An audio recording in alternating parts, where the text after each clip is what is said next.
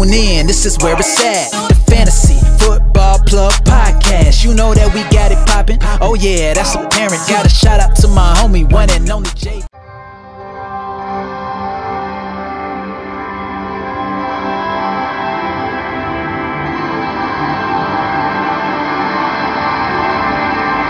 You have now access to complicated production.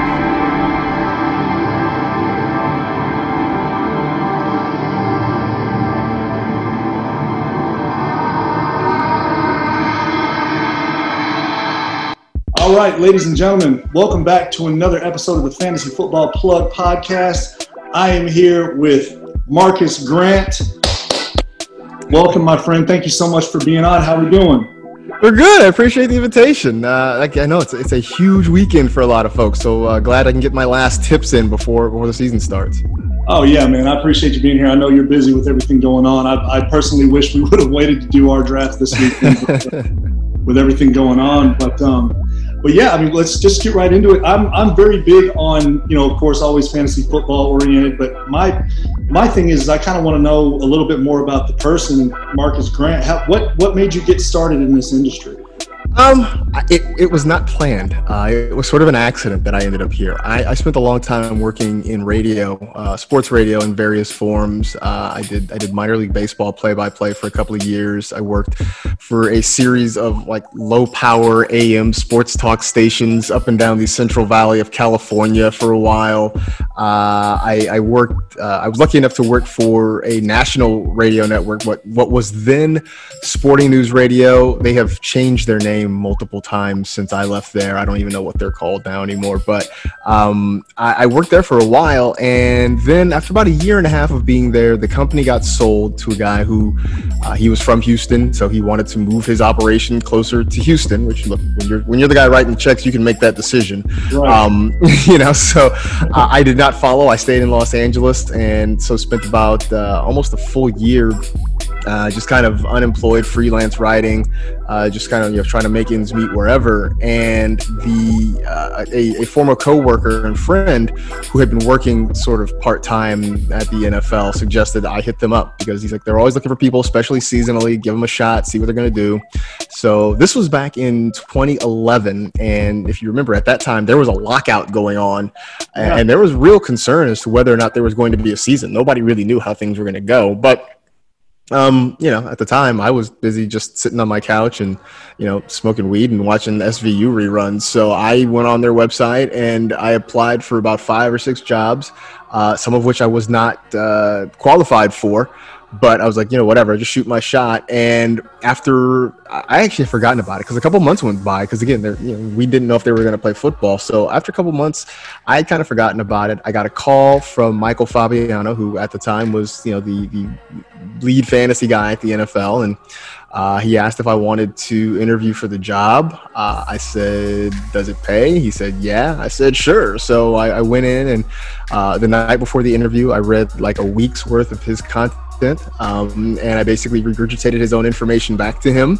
Got the job, and so here I am. All these years later, I'm about to start my 10th season with the NFL, which is the longest that I have ever been at any one job ever in my life. I never, like I said, I never thought I would be here. I never thought of this as a career, but here I am, and it's been a fun ride. Fantastic, man. That's awesome. Congrats on your 10th year, bud. That's great. Thanks. Thank you. So how long have you been playing fantasy football? Sounds like, you've been doing this for about 10 years. Is that when you started? No, I actually started. It's funny. I started, my first fantasy league I was a freshman in college. I'm going to date myself a little bit here. My freshman year in college was back in 1994. It was the first time I ever played fantasy football. I was working at the student radio station at USC. And one of the seniors there, he had a league that he ran, and so he asked a bunch of us freshmen if we wanted to get involved, wanted to jump in. So me and a couple friends, we got together and decided we would share one team. I knew the basics of fantasy football. I had never played to that point, but we all felt like, well, we know a lot about football, so how hard can this be? So the three of us got together. We showed up at this guy's apartment for the draft, and I remember our first pick that year was Dan Marino, which, you know, it sounds crazy now to pick a quarterback in the first round, but at the time it was pretty commonplace. I mean, we hadn't evolved draft theory that far. So we drafted Dan Marino. I remember our team, I don't remember who else we had. I remember our team being fairly mediocre. I do remember the one girl we had in the league who was by chance the girlfriend of the commissioner. She was from the Boston area, and she loaded up because she didn't really know any players besides Patriots at the time.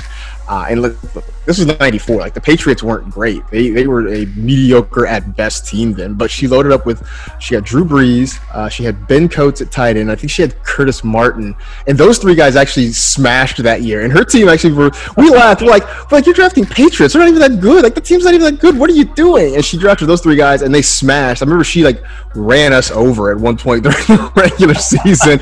I'm pretty sure her team made the playoffs, and our team did not.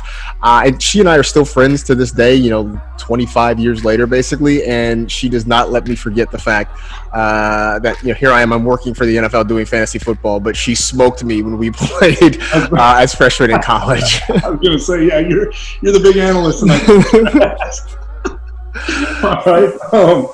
So I'm sure a lot of people would like to hear, and I'm you know, watching the show. I've heard it a couple times, but I've got some new followers and viewers and stuff out there, so that are really getting into the fantasy football thing. How do you like to draft? What kind of draft strategy do you like to employ? What I generally try to tell people is, like, I sort of be like the amoeba, right? Just sort of be ready to adjust to any situation, because I feel like if you go into a draft with one set strategy, you know, a lot of times that strategy is dependent upon what the people around you are doing. So if people aren't really following what you need them to do, then it's hard. You know, I like to say, wait on a quarterback, right? But if not everybody's waiting on a quarterback, you're going to be disappointed. You know, if I know people want to say, you know, the zero RB is a thing where you wait a few rounds before you pick your first running back. Well, that's cool if a lot of other people, or at least a few other people, are waiting to draft their first running back. If you're waiting on a running back and everybody else is taking one, then you're not going to like your options in the middle of the draft. So my advice is just, look, be prepared sort of for anything. That's why I say, you know, during the off season, do as many mock drafts as possible. Draft with as many different levels of fantasy players as possible, right? I mean, I think, you know, for people who are new to the sport, are new to the game, you know, try to find some more advanced drafters to at least do mock drafts with, right? So you can kind of see how they do it. I say for people like myself, people who are in the fantasy industry and who do a lot of mock drafts and who play in a lot of leagues, I say it's go out and draft with people who aren't as experienced, because it is sort of a head spinning experience to go and draft with people who don't do this regularly, right? When you are used to seeing quarterbacks not come off the board regularly until like the 8th or 9th round, to be in a league where suddenly there are like 3 quarterbacks gone in the 2nd round, it will change your perspective on things. So I think the more mock drafts you do, the more experience you have, I think the more ready you are for pretty much any situation. Right. No, very smart. Absolutely. Yeah, I started doing tons of mock drafts before the season, and since I started doing this Instagram thing and trying to become an analyst myself and doing everything that I've been doing, I mean, we did so many mocks and so many, like 14 team, 16 team. I did one that was a 20 team for the hell of it. And it was just insane. But you're absolutely right. I'm big on drafting a quarterback late. I like drafting running back if I can, just try and get the top, you know, as good a running backs as possible and stack on top of that. But I mean, you never know. That's one thing I love about it is just things just start happening and you've got to think on the fly. Because like if a quarterback run happens, I mean, what are you going to be left with? In which I'm okay with Gardner Minshew, but I mean, if that's your quarterback one, might be a little bit scary, if you ask me. But so today a lot of stuff's been happening, man. Fournette ended up going to the Bucks. What do you think? How do you think that's going to play out down there? I know they just let go of, forgive me, I cannot pronounce his last name. Dare Ogunbowale. Dare Ogunbowale. Say that again? Ogunbowale. Ogunbowale. Man, when you say, you've got one of those voices, man, for Ogunbowale. Ogunbowale? Ogunbowale, yep. Ogunbowale. Awesome, perfect, man. And they released him, so you've got McCoy, Fournette, Jones Jr., and and Keyshawn Vaughn. Right. What do you think is going to play out down there? I mean, my fear is that all three or all four of those guys are going to be functionally unusable in fantasy this year. And I was a guy who was big on Ronald Jones this year. I thought this was going to be the year. I said that, look, full disclosure, I am a USC alum, and Ronald Jones is a USC guy. So when I say that, a lot of people close to me immediately call me a homer. So, I will cop to that maybe a little bit. But I also sort of liked all the reports I was hearing about him. The fact that he went out and he added some more muscle. He tried to get stronger. He tried to get in better shape. The fact that he was working on his hands, on his pass catching, on his route running. He was really trying to hone his game a little bit because I think he felt like there was an opportunity to be had there. Now that Fournette is there, now that LaShawn McCoy looks like he's going to be the third down back, if we go back on what Bruce Arians did last year with his running backs, they pretty much had a pretty even three-way split between, at the time, Peyton Barber, Ronald Jones, and Dare Ogunbowale. This year, I think that three-way split is going to be potentially between Leonard Fournette, Ronald Jones, and LaShawn McCoy, and maybe you get some Keyshawn Vaughn sprinkled in, which probably makes the situation even worse. So I was really excited when I was drafting Ronald Jones in the 5th or 6th round, thinking that he potentially was going to be the lead back there in Tampa. Now I'm not so excited about it because I just feel like all these guys are going to sort of cannibalize each other's opportunities. It's one of those things where in real football, having that many options is great because it forces the defense to pay attention to a number of different guys. In fantasy, we want clarity. We want just a narrow option to choose from. And I think we have sort of lost that now with Tampa. And I think this backfield becomes so muddy that I would, had this happened like a few weeks ago, when we had a lot more time in draft season, I would have started to back away from this backfield. I mean, at this point, a lot of my drafts are done, but if you're still drafting, this might be one that you kind of are hands off on.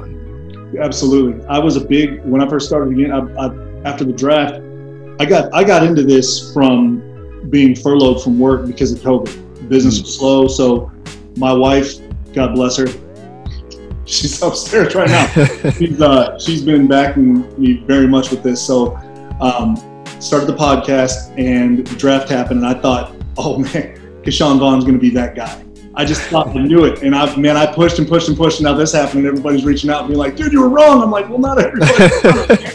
I'm sorry. But yeah, I'm staying away from it. Even if I was drafting tomorrow, if Fournette was in the later rounds, like, I don't know, like ridiculous something, I might look at him. But yeah, you're right. I'm staying away from that backfield now. Adrian Peterson, found that, man. I tried to make sure I was releasing these videos as quickly as possible. This morning at like 7:30. You can see my eyes are all still boogery and gross when I'm releasing this video about it.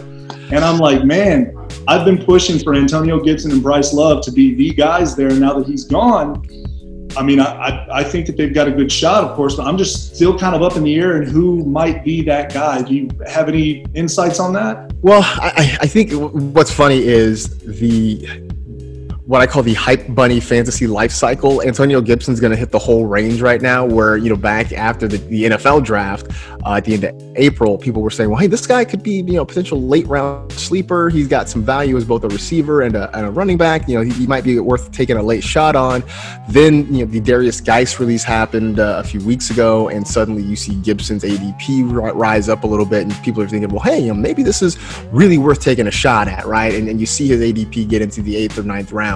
Now this morning, that was the first thing I saw. I wake up, I turn off the alarm, I grab my phone, I scroll Twitter, and immediately I see the Adrian Peterson news and was like, wow. And no surprise, fantasy Twitter was kind of going nuts with it because it seems like all the obstacles now, or most of the obstacles, have been removed to Antonio Gibson being on the field consistently. And so I feel like now, by the end of Labor Day weekend, I feel like Antonio Gibson's ADP is going to rise into the 5th, 4th round. I wouldn't be surprised if you see a couple people take shots at him in the 3rd round. I just think the hype is going to be that extreme. But I do think we shouldn't completely forget about Bryce Love, who basically had a redshirt year after getting injured his final year at Stanford, missing all of last year, and now finally getting his way back on the field.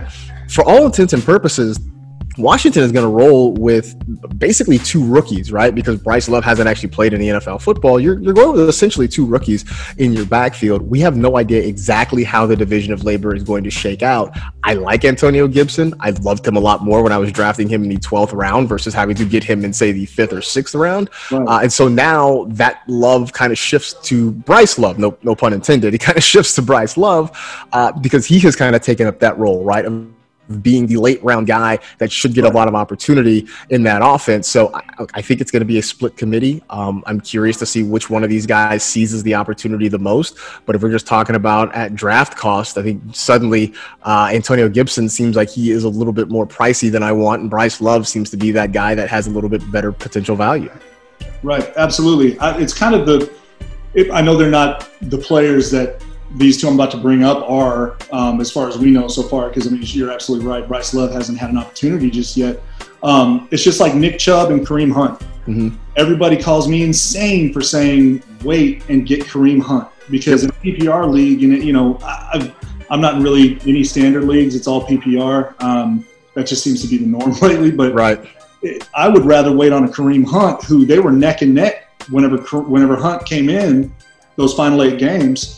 In PPR points. Now, if it was standard, Nick Chubb 100%. But with Kareem Hunt there, you know, I would rather wait for the value of Hunt a couple rounds later and see if I can reach for somebody else instead of Nick Chubb. How do you think that's going to play out? Yeah, no, I think you're completely right. I think what we saw at the end of last year, right? I mean, after Hunt came back from his suspension, he played those final 8 games. He completely ate into Nick Chubb's target share there, and it really kind of depressed his fantasy production. And I think you're going to see that over the course of the year. So because of that, I said early on that I didn't think Nick Chubb was going to finish as a top 10 running back, and I think the draft cost, the draft capital has sort of caught up to that he's not being drafted as a top 10 running back anymore. I think it's also sort of a reminder for people who play in PPR leagues that the value of a catch, the value of a target rather in PPR leagues is worth 2 to 3 times as much as the value of a carry, because not only do you get those yards, you get that point for the reception itself. So that already sort of increases your value there. So because of that, if you are Kareem Hunt, you don't need quite as many touches as Nick Chubb potentially to score a similar number of fantasy points. So I'm sort of with you on that. I wouldn't mind taking that shot at Kareem Hunt, but if anything else, it has prevented me from drafting Nick Chubb at his general ADP. Right. Yeah, everybody calls me crazy, but I'm telling them, just wait. Somebody from the Browns backfield, just wait. But I mean, I'm kind of fading drafting either of them just because of most of the time somebody grabs Kareem Hunt before I get an opportunity because there's somebody there that I'd rather have. But yeah, glad that we see eye to eye there. I'm better about that. So let me ask you a couple real quick questions about boom or bust. Do you have any specific wide receiver boom or bust candidates that you? I mean, I think some of the easier ones. I mean, Terry McLaurin, I know, is one that's popular. I certainly like his opportunity. I mean, we talked about the backfield in Washington. Aside from McLaurin, nobody else has a set opportunity or a set role in that offense. But we know McLaurin's going to get plenty of targets. And last year, whether it was Case Keenum or Dwayne Haskins, he was productive. I mean, they are going to continue to pepper him with targets because they don't really have a second consistent wide receiving option there. So he's one I like. I think this is a huge year potentially for Calvin Ridley. I know I think some people are like, well, he already sort of broke out. And I'm like, well, yeah, but I think he can break out even more this year because the Falcons are going to throw the ball a ton. We already know he seems to have a nose for the end zone. The targets are going to be there. The yards are going to be there. So I think Calvin Ridley's one. And a guy that I have loved in the middle rounds has been Michael Gallup. Who I have repeatedly jokingly called the Jan Brady of fantasy football, because when you talk about the Cowboys, there's Amari Cooper on one side, there's CeeDee Lamb on the other, and you got Michael Gallup right there in the middle. But you look at what he did last year. I mean, his overall production was neck and neck with Amari Cooper. Mm-hmm. The difference is I felt like Gallup gave you a safer week-to-week floor. I don't want to ride the Amari Cooper roller coaster. Like, I love the 200-yard games. I don't like the following week when you get 2 catches for like 25 yards. I don't really want to have to deal with that week to week. Michael Gallup can give me the same sort of numbers at the end of the season where I don't feel like I'm dealing with these peaks and valleys each and every week with him. Right. Yeah, you can start him with confidence. I mean, I understand what you mean. I'm definitely, and if you look at the value too, just like I was saying with Hunt, I mean, you can wait on Gallup. His ADP is rising for sure, but I mean, you can wait on him as far as like jumping on Cooper that much earlier. So yeah, very, very smart. How about your running backs, tight ends, any of them? Anybody that you're fading? I mean, the easy running back fade for me has been Aaron Jones this offseason. I know when you look at it, you're like, well, he had like 1,500 yards and he had 19 touchdowns. And I'm like, yeah, he had 1,500 yards and 19 touchdowns. And like, that is really hard to do again. I mean, I think somebody calculated 36% of his fantasy points came from touchdowns last year. Right. And I look at it as, even if, let's say that Aaron Jones, for the sake of easy math, let's say he scores 9 touchdowns this year, right? That's 10 fewer touchdowns. That's 60 fewer fantasy points. That's a huge drop off, right? And that is still assuming that everything else stays the same, right? That the receptions number stays the same, that the yardage numbers stay the same. That's still 60 fewer points. That drops him down. That would have dropped him down from, I think, where he was 3rd last year in among running backs, down to like 8th or 9th. That's a pretty big swing.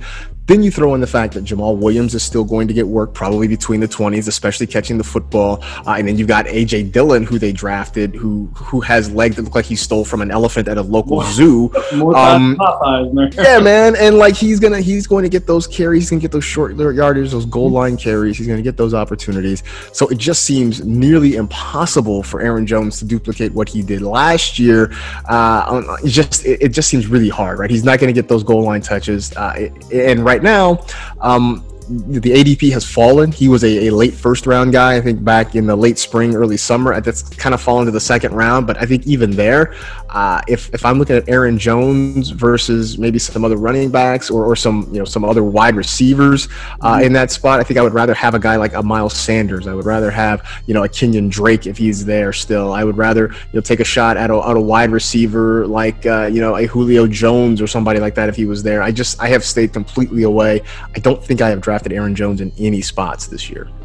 I'm the same way, man. I had Aaron Jones and Austin Eckler right there, and I grabbed Eckler, and I'm so happy about it. Yep. I have no problems with that. And everybody that was at the draft, well, not everybody, but a couple of guys that were at the draft, they're like, man, why didn't you draft Jones, this, that, and the other? I'm like, look, they all know me as I hate the word regression. I mean, look, if you're Christian McCaffrey and blast out that, you could have taken away his touchdowns and he's still the number 1 running back. That's unbelievable. Mm-hmm. Of course, you might not hit that same, of course you're going to regress. But with Aaron Jones, I just don't see it with like A.J. Dillon, with everybody sleeping on Jamal Williams. Mm-hmm. Nobody, what is it about? Like, nobody's talking about him, and man, he's put up like running back 1 weeks. Yeah, I mean, he has. I think it's just, look, part of it is that, in fantasy we love shiny new things, and A.J. Dillon is kind of the shiny new thing there in the Green Bay backfield. And then look, you can't ignore Aaron Jones because he's the starter and he had just bananas numbers last year, and so because of that, it is, I think, to a lesser extent, sort of the Michael Gallup thing, right? That Jamal Williams is kind of the guy in between. He's not the starter, he's not the new guy on the block, so he's just sort of in the middle, and for that reason, he tends to get ignored in a lot of these conversations. Right. Yeah. It's a shame, man, because he's got skills. He can ball out whenever he gets an opportunity. I mean, he's good. Mm-hmm. How about your tight ends? Anybody you're fading? Anybody you're loving? It's funny because my strategy for tight ends this year has been either you go early and you sort of pay that draft price to get a George Kittle or a Travis Kelce. Like, I've been all over George Kittle this year. I think he becomes the number 1 tight end in fantasy. Oh. So I either pay up and get one of those elite guys there, or I'm waiting until the later parts of the draft and I'm trying to get some of those upside guys. I would say Hayden Hurst, although I think his ADP has gone up, so he's no longer in that category, but he is the guy I love. Rising for sure. Yeah. To the point that I think I've screwed myself in a couple of drafts. I've talked him up, and then people have gone and snatched him before I could get there. But I love him. But talking about some of those late round guys that are still hanging around there, the Mike Gesicki's, the Blake Jarwins, Jonnu Smith, another one of those guys that I love. I've kind of gone there. The guys in the middle rounds, I tend to have stayed away from, because when I've taken them there, whether it's been a Hunter Henry, Evan Ingram, Tyler Higbee to some extent. Although I was in a draft where Higbee fell to like the 8th or 9th round. I was like, oh, well, I can do it at that spot. When I've drafted those guys though in the middle rounds, I just haven't liked the way my rosters have turned out, so I sort of have avoided them. So it's like, I loved Hunter Henry's talent. He just has not popped yet, and I'm not sure if it's going to happen this year. Right. I just have not gone middle round tight ends. I've spent those middle rounds kind of really loading up on wide receivers, maybe getting a quarterback somewhere in the 5th or 6th round, because I like some of those guys there. Just tight ends, I just haven't really loved them. I got you. Yeah, I feel the same way. You either. And I kind of remember you and Rank talking about this before. You either invest early or you wait, and that's what I've been that's what I've been deploying in my drafting. I've gone for Darren Waller just because I'm a big fan of drafting guys that I enjoy watching, as long as it's at a good spot. But I'm a big fan in watching football, of course, and I go for my guys, is what I like to say. Is like I talk to my listeners and stuff and tell them, if there's a guy that you want, that you just have to have on your team, regardless. If you think it's crazy, go for it. You got to have fun with this stuff. And you may be right. You may make everybody look like complete asses for nothing, or saying that you should have gotten them later.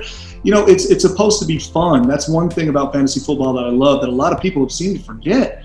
But I'm with you, though. Jack Doyle is going damn near the very end of drafts, and I think that Billy Rivers, man, he loves his tight ends. I could see him being some as long as he stays healthy. Just like Hunter Henry, if he stays healthy, and I think if Justin Herbert gets in there, wasn't Herbert's brother a tight end at? I think he was at Oregon. Yeah. Mm-hmm. Yeah. I mean, who wouldn't you love throwing to if it was your brother, man? So maybe that'll carry over.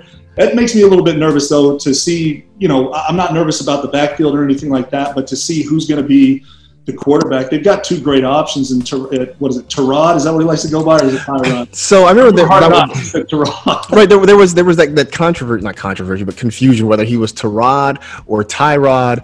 And so then people were trying to figure out what it was. And I think somebody asked him, well, what does your mother call you, right? Because whatever your mom calls you, that's what your name is. And then he was like, well, she says both. And it was like, well, that's no help at all.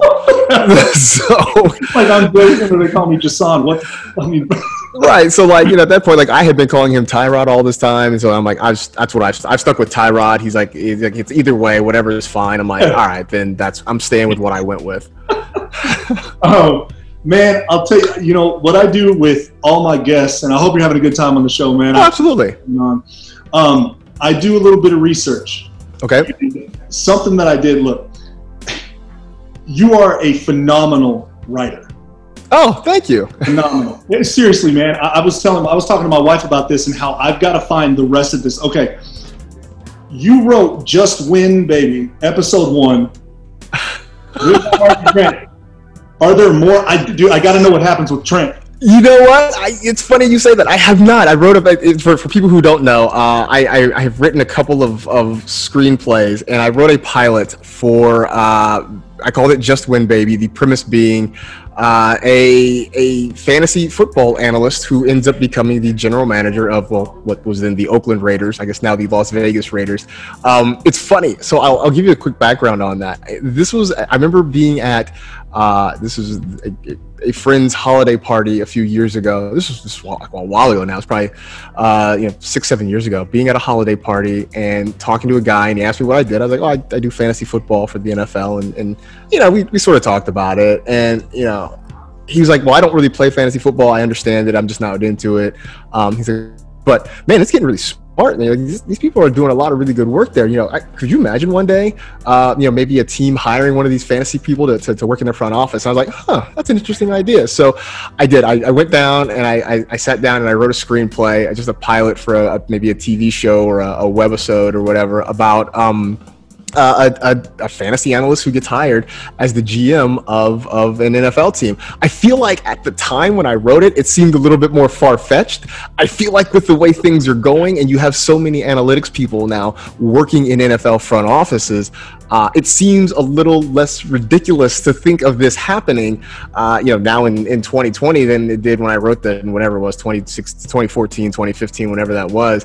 But I have not. I should probably continue writing this, right? Come on. But I appreciate it. It's funny.